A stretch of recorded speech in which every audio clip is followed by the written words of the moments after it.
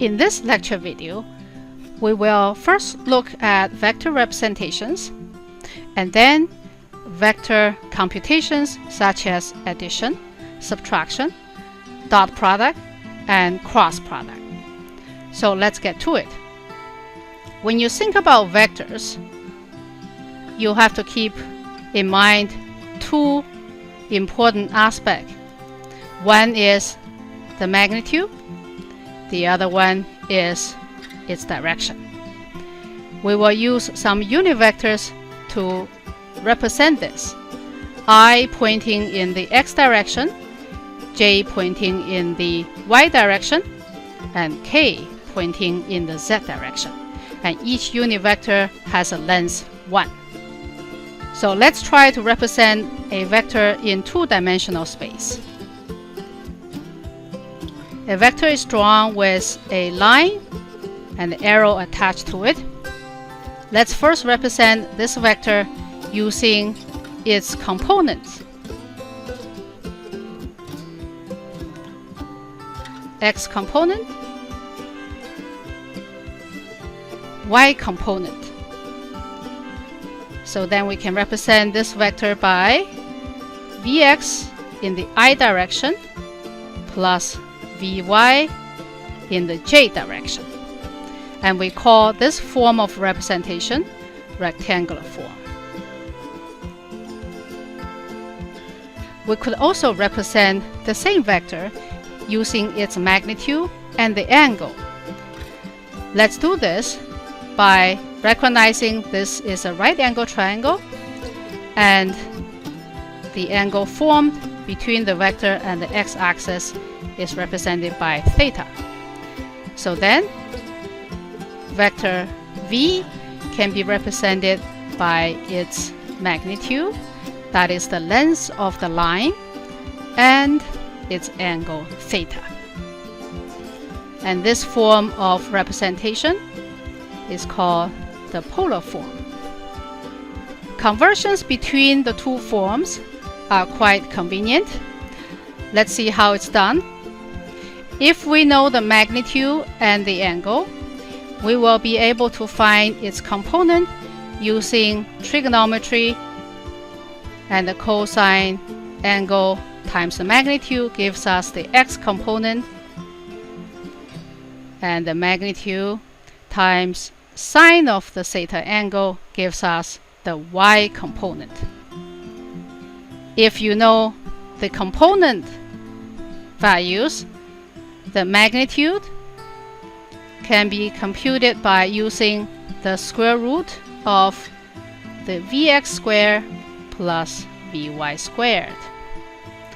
Theta angle can be calculated as the arctan of the ratio of the two components Vy over Vx. With this knowledge, we can now look at vector addition. Let's use a two-dimensional space to illustrate this.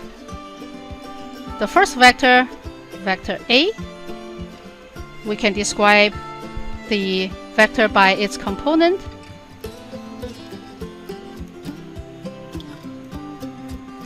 And the second vector, vector B, we can also represent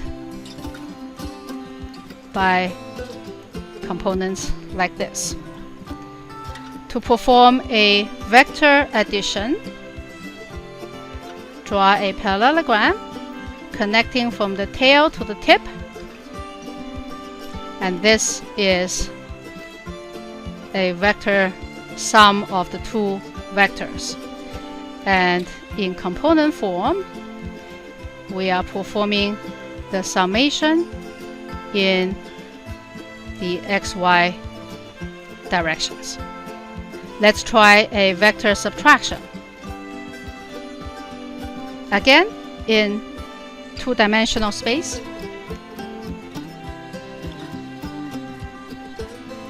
we will do A subtract B.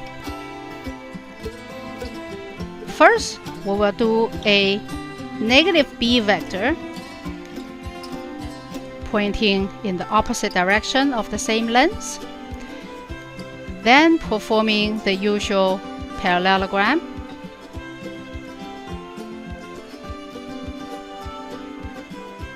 and that's A subtract B vector in graphic representation. And by its component, we are performing subtraction in each of the x and the y components. Now we're ready for the dot product between two vectors. Let's try to draw vector A and B and mark the angle between the two vectors. To perform a dot product between A and B, we will need some helper equations. We will look at how to perform dot product between two unit vectors, I dot I or J dot J or K dot K.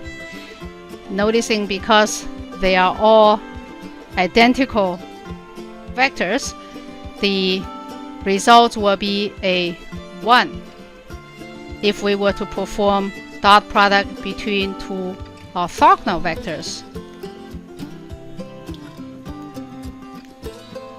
We will end up with a result of 0. This is because dot product will produce a scalar factor. The result of it is dependent on the cosine of the angle between the two vectors.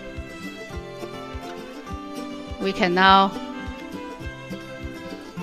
come back to perform a dot product between those two vectors A and B. This time I'm writing the vectors in three-dimensional form, and using the helper equations, we will see the end result of the dot product between A and B is a scalar quantity like this.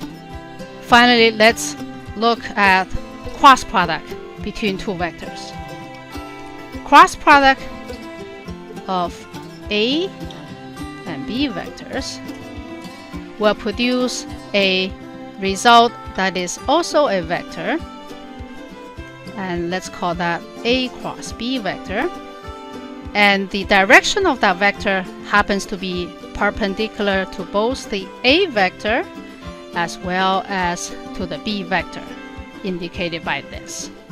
Let's describe the cross product of A and B by writing out the three-dimensional component form. And this time, let's write out also the helper equations.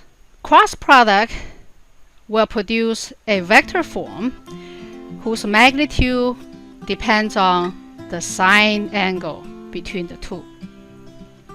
Let's first look at the cross product between IJ, between JK, and between KI. Noticing that if we were to reverse the order of the cross product, the result is different by a negative sign.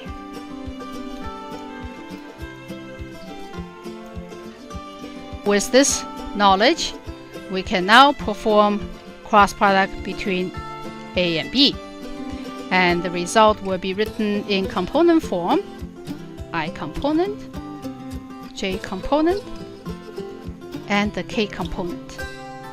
And noticing that the magnitude can be represented by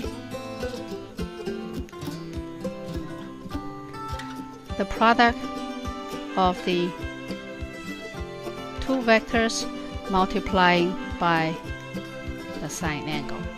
And the best way to represent the direction of a cross product is by the right-hand rule. We will use the index finger to indicate vector A and the middle finger to indicate vector B. And the result of the cross product will be indicated by the thumb perpendicular to both the index and the middle finger as such. Thank you for watching.